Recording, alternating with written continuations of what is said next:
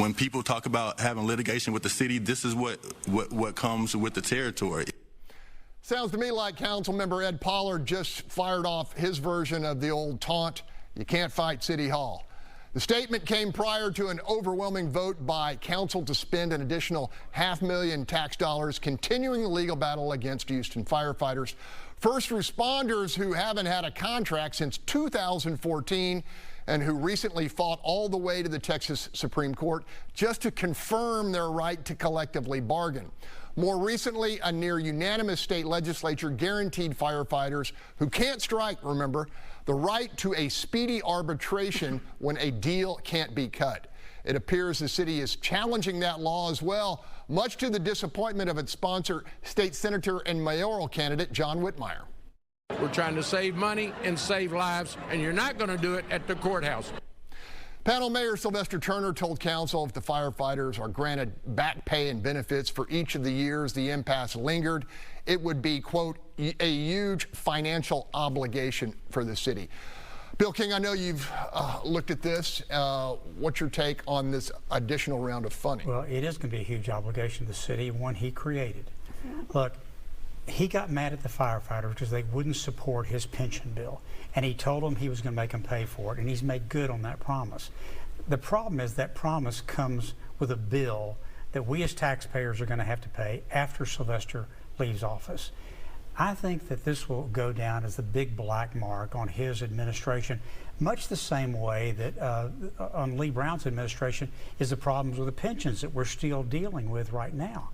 Look, this all could be avoided. You reach an impasse, you go down to the courthouse, you either settle it, you go to the courthouse, you go to arbitration, you get it over with, and that can all be done in a matter of months. For this to drag on for years is nothing but a personal vendetta by Sylvester, and all of us are going to have to pay for it.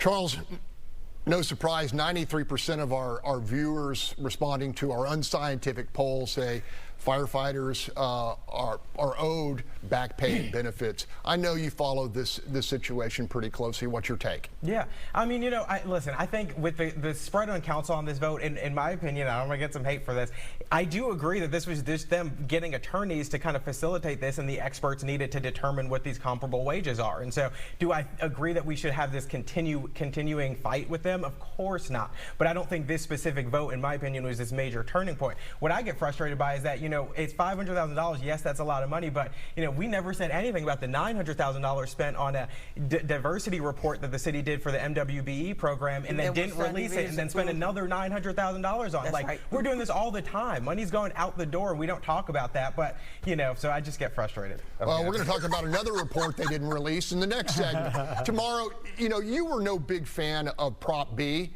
but you haven't been a fan of the way the firefighters have been treated.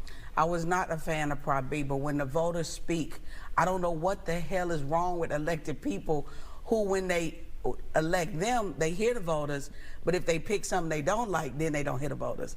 The voters supported it, so that here it is. But I don't even know how you could even get lawyers. I was really happy that the Supreme Court said they'll go to arbitration. Everybody know arbitration can fall either way.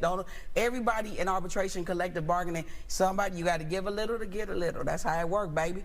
So why we spending the $400,000, I don't even understand it. That's you trying to see just how broke you gonna be. Okay, other than that. All right, Holly, only 2 members of council voted against this. Who? You know, which kind of speaks to the mayor's continuing influence here. Well, you know, my question was, will there be a political consequence for these decisions? And there doesn't appear to be a political consequence for the mayor, who won his re-election a couple of years ago despite this pending issue, and it continues to wind its way through the courts. The city, of course, is backed into a financial corner. They are looking at what we've been warned is a fiscal cliff once the federal funds run out. I suspect they'll be back at in Washington, D.C. asking for, you know, another cache of money to cover all these expenses. This is, you know, something the city's going to have to grapple with, and taxpayers ultimately will be on the hook for this long-running feud. Yeah, Paul, I mean, to me, it makes no sense. The city has known that there was going to be a private sector comparison. You know, they wait until 14 years later to go get these studies done. It's just crazy.